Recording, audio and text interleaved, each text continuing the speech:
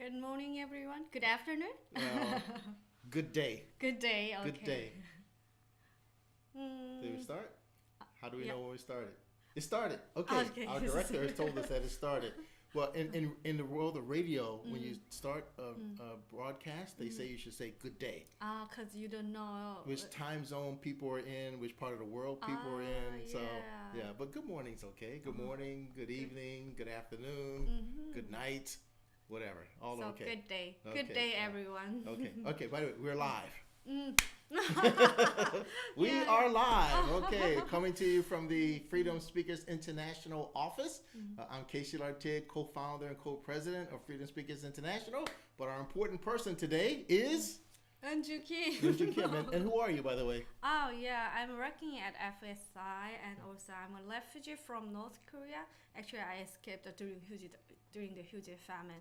Then I studied here and working for the refugees to empowering them to be a global members, global readers. And she's also the author of same person. Yeah, same. Looks same. Okay, also Yeah. author, co-author with Sebastian Fallady. Fallady. Yeah, he's French. Okay, right. And translated by David Tien. Okay, well today, okay, actually I'm gonna surprise you with a question. Do you know what Giving Tuesday is? You don't know. It's okay. You don't know. Right. So in Korea it's Wednesday. Oh yeah. But in the USA it's Tuesday. Uh-huh. And I'm with an organization called Giving Tuesday, and they also celebrate every Tuesday by saying give and offer and help other people. So Giving Tuesday. So. But I don't know why. Okay, we'll have another discussion about that. So anyway, we're also celebrating Giving Tuesday today. This month is. It used to be called Refugee Awareness Month, but now it's Immigrant Heritage Month, where you celebrate refugees. And in 2 weeks will be World Refugee Day. Yeah, so June 20th. You know about that? Okay, fantastic. Okay, well, today's discussion is about North Korea building a wall. And this came about, there's a report by Reuters about North Korea building a wall during the pandemic. And I mentioned it to Unju a few days ago, and she had a very interesting response. So I said, why don't we go ahead and make that at least the beginning of this live chat? You can ask about anything, but the beginning of this live chat is about building the wall in North Korea. But first of all, you had to escape across the border to get the freedom. Can you talk a little bit about your escape across the border? Okay. I mean, the escaping I think it started from the early, from after the Korean War, but mainly it happened during the huge famine in North Korea, and I also escaped during the huge famine. That the first time was 1999, and then I escaped to China. I lived in China for 3 years. Then I was repatriated to North Korea. Then I could escape again in 2002. So during the huge famine, people almost had no food to survive. So some people say you made a good decision or good choice, something like that. But actually, we can't decide for our life. Actually, the escaping was the only way. We had no choice. If you want to survive, you had to cross the Tuma River. Okay. That's how and why I escaped. Well, you made it. Okay. All right. So now we give some speeches and have events with people visiting from the USA and other countries. Sometimes they'll ask questions like, well, when you left North Korea, did you use your passport? Did you have a visa? It must have been so easy just to walk across, right? It was so easy? I mean, in my case, we never pay for the fee that crossing Tuma River or but these days it get expensive to cross the Tuma River. I mean, so who are really poor, it's almost impossible to escaping. But during the huge famine, you can cross the Tuma River sometimes without any cost. Okay. Yeah, but someone who wanted to cross the Tuman River safely, they pay to the border guards, to the brokers. So if you have money, you can escape easily than others during the huge famine. But these days, it's almost impossible to escape from North Korea, even though you have, if you don't have money.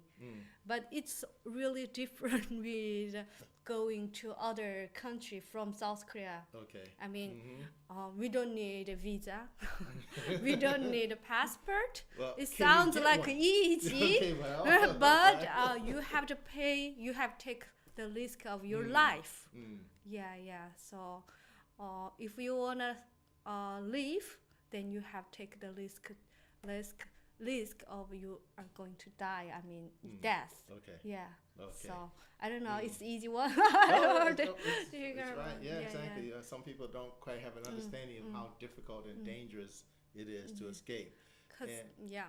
Okay. So now, we shot you. Now, by the way, we get messages saying that we need to increase the volume. Oh. Okay, you can talk. It's okay. It's okay. It's very enough. Shy. It's the maximum. Okay. Oh, okay. So we have to. You have to talk like this directly into it. Okay. Yeah. Hi. Okay. All right. Hello. Is that better? Okay, but it won't look as good. So okay. So yes. Okay, but speak louder. Speak directly into it. Okay. All right. So how about this?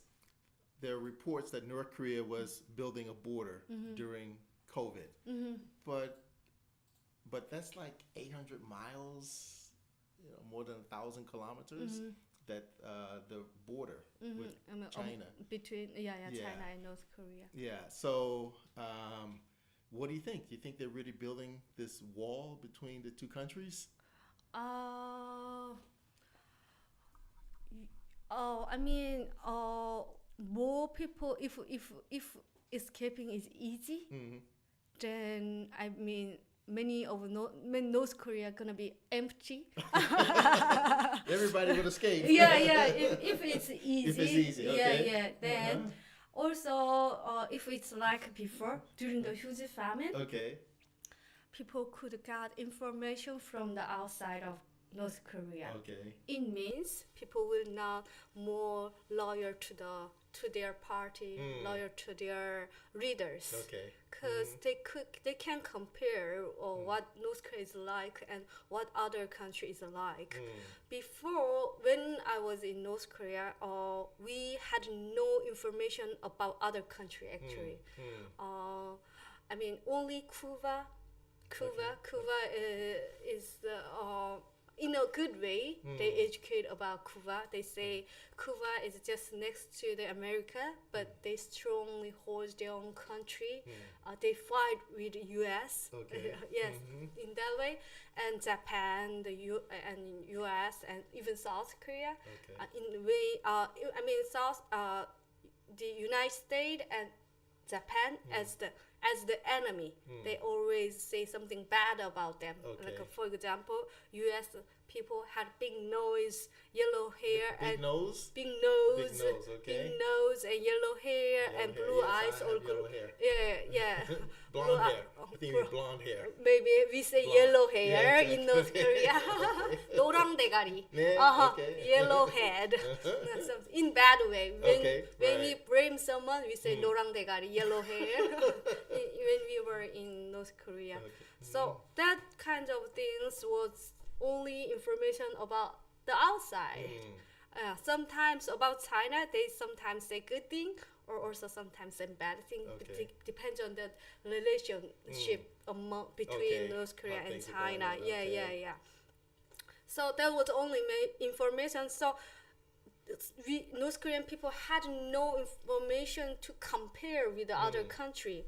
So they just listen to the party and our leaders, and that was only information. So we never get angry. Because we don't know how about the outside. We don't know outside the people, foreigners living better than us or not. Yeah, so we couldn't say satisfied, but we couldn't get angry about our leaders. the party always say our leader really work hard to make his people having better life. Yeah, but after the huge famine, people escaped to China, and through China, people could get some information. So they can compare. Okay. And they realize, oh, North Korea had no enough food compared to other country and had no freedom. Yeah, so they tested the freedom in China. Okay. Then more people try to escape from North Korea, and the information get into North Korea through the people and through the videos, through the USBs and these kinds of things. Okay. So they changed. I mean, the young people's mind changed a lot. Okay. But they just shows like they follow their leaders because they have to survive in North Korea. Okay. Well, so Eun-gu Lee, co-founder of FSI, says the volume is fine for her. Maybe she can hear me talking now. That's why. Okay, Yeah. hopefully it's through the computer she hears the nice volume. Okay, so why don't we look at some of the questions that are here. First of all, I just want to point out that Kim Ji-hye says that she read your book. Yeah. And your book is the reason she got interested in helping North Korean refugees. So you inspired her, to get involved. Okay, that's very nice. And then question about the wall by Kim Ji-hye. How much do you think this wall could possibly prevent people from escaping? I mean, North Korea have no enough electronic. Okay. Electronic city. But Kim Jong-un made the plans. I mean, between North Korea and China through the Tuman River. Okay. It has electronic city. Okay. And it makes people more dangerous. And not only that, I mean, the well is not really aware that you can see. Okay. In also Kim Jong-un put energy on checking the soldiers. The border guards. Okay, border guards. Border guards. Okay. I mean, before border guards could usually soldiers, they will there for several years.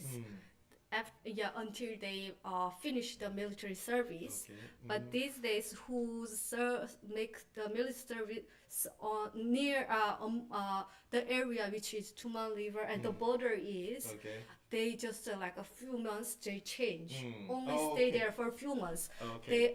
The regime try to make the soldiers not to have the network with the brokers. So they can't build their little small business. Receiving bribes from people. Okay. Even the government say that to the soldiers, you take the money from the people or from the brokers. Okay. Then call us. Okay. Yes. I mean, before, so they can get the double rewards. They can get the bribe, but also they can get rewarded. For catching people. They will give you the money. They will the party, the regime will not take money from the soldiers. You can have it. Yes. But also you can catch them. You can caught them. So that's why escaping become more dangerous and risky. And not only the visible of the well. Okay. Well, I hope I say your name right. Tolomeo. Okay. All right. Says he can hear better now, so that's good. And then I guess you're being serious. Have there been any attempts made to just throw food over the border? Maybe it's a comedian here, or drop it from airplanes. But do you think China would be very happy for airplanes to be flying over China? I mean, some people really do that through the Tuman River. I mean, you mean just throw food? Yeah, really. So throw money or things. It happens. Okay. Yeah, it happens. But it has just a few months of this couldn't be a lot. Exactly. Just for a specific person who already had a connection, or only through the tourist who having a ship, a boat, or from touring the Tuman River. But really a few cases. Yeah, just a few. So it can never help North Korean having better life in North Korea. Never. Yeah. Just a few cases. Okay, all right. But when I mentioned the last question about the wall, when I mentioned it, you say you doubt that they're building the wall. You didn't really believe that they're building. Yeah. Okay. But could you explain about that? I mean, they have already the electric fence there, but actually I misunderstood it at first time. I thought you were fighting the war, not the well. Okay, all right. Yeah. Okay. But the visible wall also, I don't think it's impossible. Okay. But because it costs a lot. Yeah. I mean, and as you said, it's not a short. Space. It goes for long. So I mean, so I don't think Kim Jong Un have that much money to make. Yeah, the only thing is they might just choose some points where it's very short. Some places, some spaces that make people easily to escape. That kind of place only maybe. But it's better make electronic pass to them, not a visible wall. Yeah. All right. Okay. We got a long question in Korean, but that's okay. So now let's just open it up to any questions that people might have.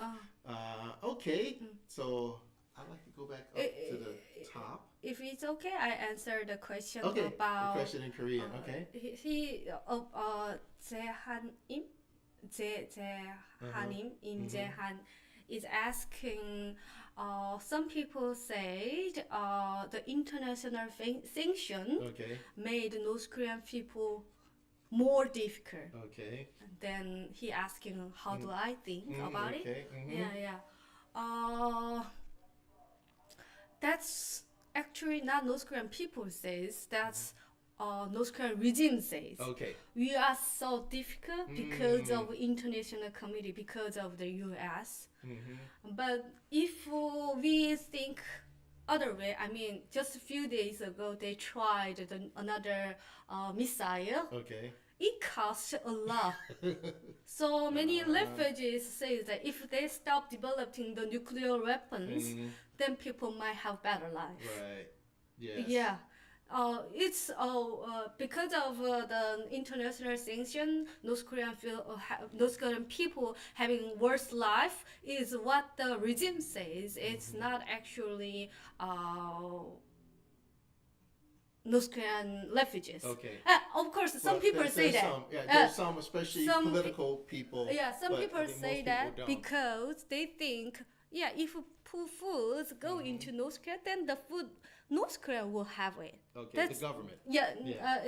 But not this compared to the amount to real amount, the less people actually had that benefit. Okay.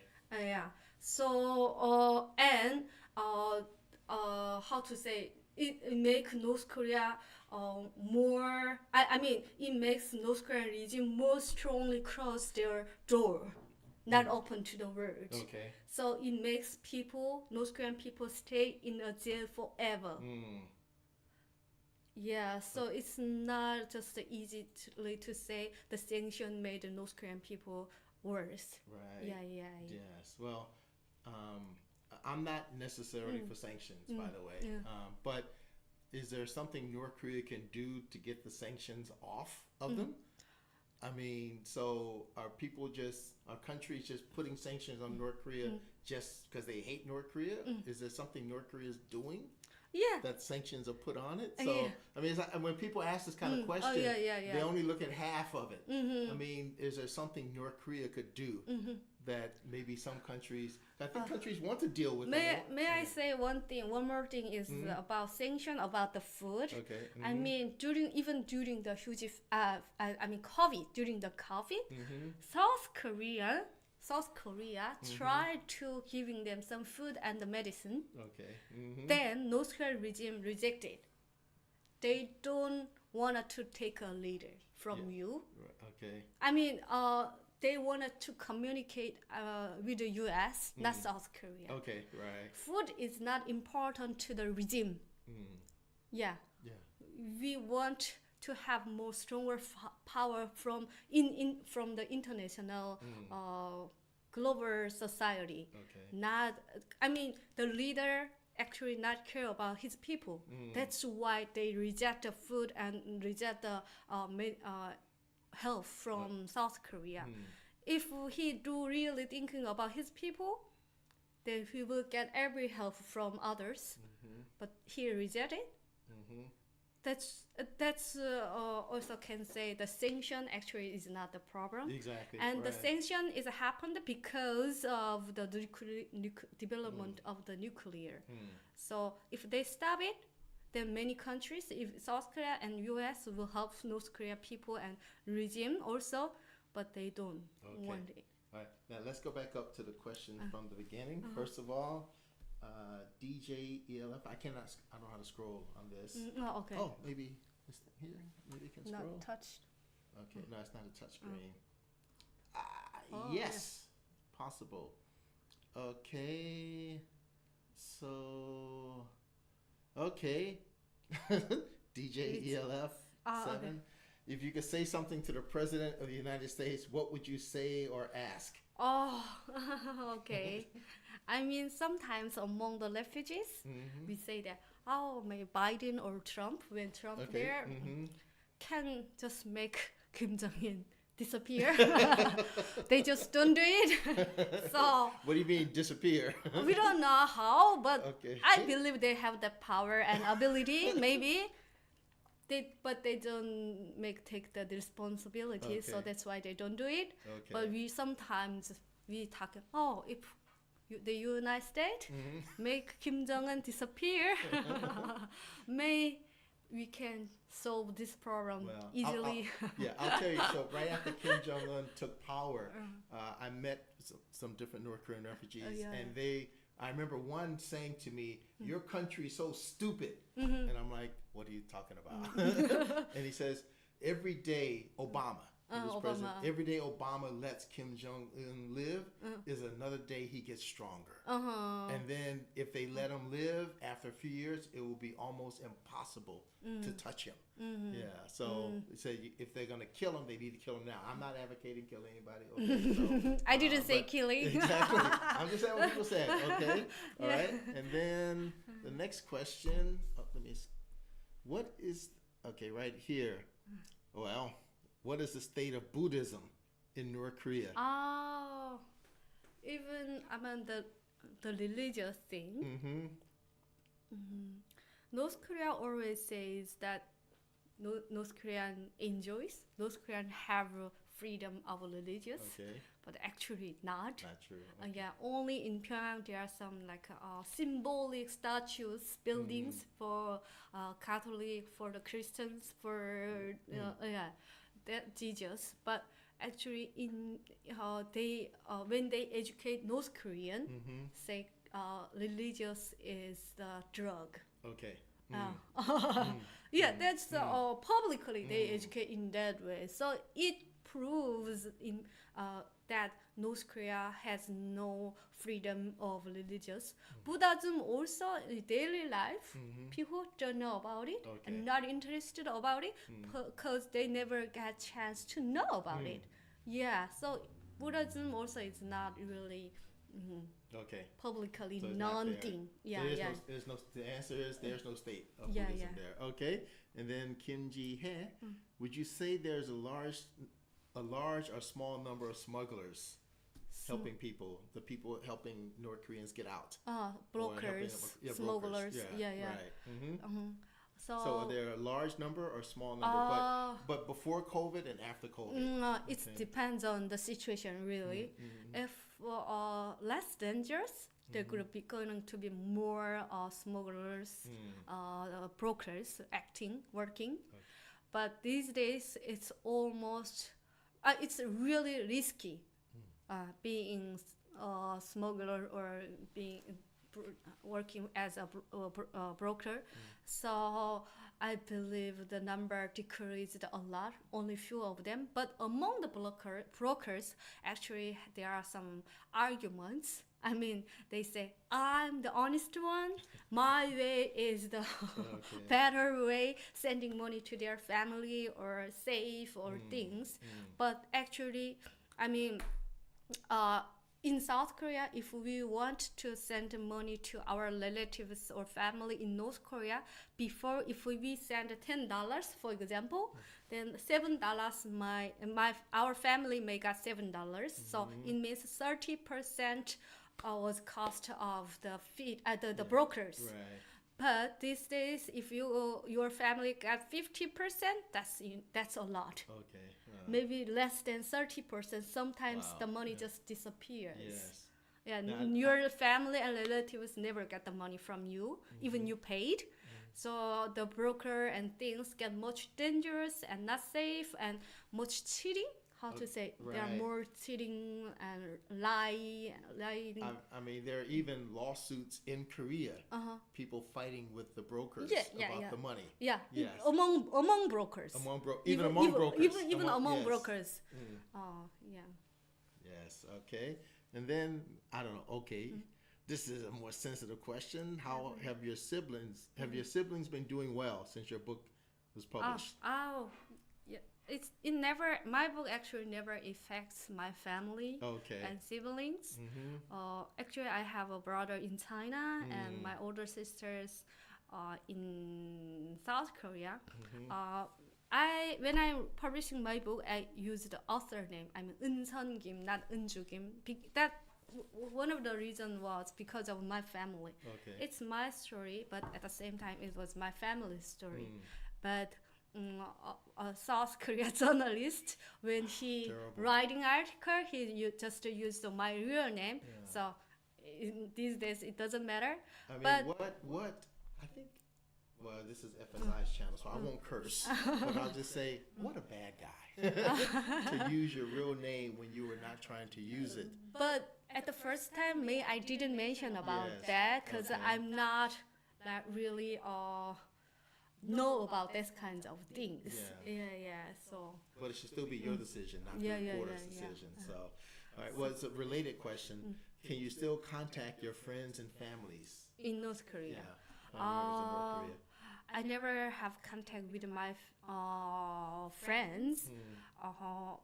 We have no family left in North Korea, but we have some relatives. And once my mom heard that my uncles having business in the market in Seongjin, so she tried to contact her, but it was failed. Then she never tried. We just thinking, no, she's having not good life, but not that worse life because she's doing business. May we not contact her? That's better because we are in South Korea. Yeah, this is one of those questions, and again, it's okay people ask, but I mean, it's dangerous to contact your relatives in North Korea. It's dangerous to them. For them. So a lot of, and no criticism of the person who asked the question here, but this question comes up almost every time, and I think people don't realize just the difficulty and how expensive it is. And again, let's remember, there's no like YouTube like this in North Korea. There's no Zoom. There's no Skype. There's no WhatsApp or any other way to just easily contact people. So if you're gonna contact them, it's gonna be difficult through the broker, pay a lot and dangerous. And I mean, and I've told this story before, and I told it yesterday. We just had an event with students from Harvard University, and someone asked this question also. And the point that I made is that 7 years ago, my grandmother's sister died. But the same day, one of the North Korean refugees in FSI, her grandmother died. I went to Texas to be with my family at the funeral. She could only make a 5-minute phone call with the family member, and it was very difficult to arrange it, everything about it. and then only a short phone call. Because they have to be careful. So this is one of those questions I understand people ask, but I think they don't. There's a big context about how difficult and dangerous it is for people. Our case, we didn't spend much money to finding our relatives because my mom give up somehow. Okay. But other refugees really pay a lot to finding their families, and even you found them, it costs a lot. I mean, relatives always, not all the relatives or not all the family, but many of the North Korean relatives ask you more money. Okay. Okay, I've heard. Yeah. So it makes you really painful. Actually, you have to have your life here in South Korea too. Then you need money. You are not richer. Just a refugee who came to South Korea with empty hand. Yes. Only they can earn money through working. Then they have a limitation of the money. But their families and relatives in North Korea, they think there are South Korean relatives the refugees who are here, they thinking they have unlimited money. Okay. I mean, they when the way they asking for money feels like I'm not the money of the machine. yeah. I'm not an ATM. Yeah. Okay. Marriage sometimes say marriage who's sick and who's die, and who's who have to go to university. There are several reasons, and all the reasons that they say it sounds emergency. Okay. You feel like you have to have them, but you have your money is limited. Right. So it makes North Korean refugee who lives in South Korea feels really painful and difficult and really feel sad. Yes. Okay. They want, but they have not that much money. Okay. Now we say we'll do 30 minutes. Let's take a couple of quick questions and quick answers. Okay. So first of all, Roger, one of your former tutors, Roger Feely says, "Nice to see you. Are you doing well?" Are you doing well? Yeah, I think so. I'm happy working with FSI, here. I mean, before I'm working here, I was just taking care of my two daughters at home. It made me feel useless, sad. But here I'm working here, I could find myself. Okay. I feel happy with that. Wow, sounds good. Okay. Yeah. All right. Let's see. Okay, this is a big question. North Korea does a good or bad job cooperating with other countries in regards to agreements and human rights issues. Next time. Next time. Okay, we'll save this don't question. Make him disappointed.